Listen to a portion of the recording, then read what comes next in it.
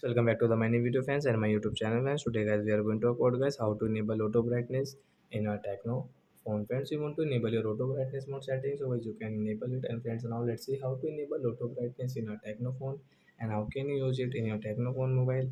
In this video guys I am going to show you. So before starting video fans, I want to tell you guys, if you're new in my channel, so then first of all go and subscribe my channel, click the bell icon and like my video fans. So when first of all open your phone setting to enable your auto brightness mode setting and guys scroll it.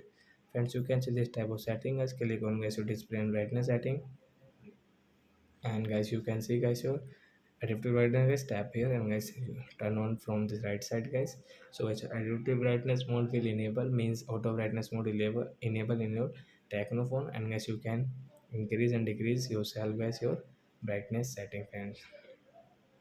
So auto brightness mode will enable in your Tecno phone, and guys, whenever guys you will go outside and guys you will come back inside, your brightness will increase and decrease automatic. So guys, you can enable your auto brightness mode in your Tecno phone. So that's it guys. Thanks for watching the video. We will meet on next video. Bye bye friends.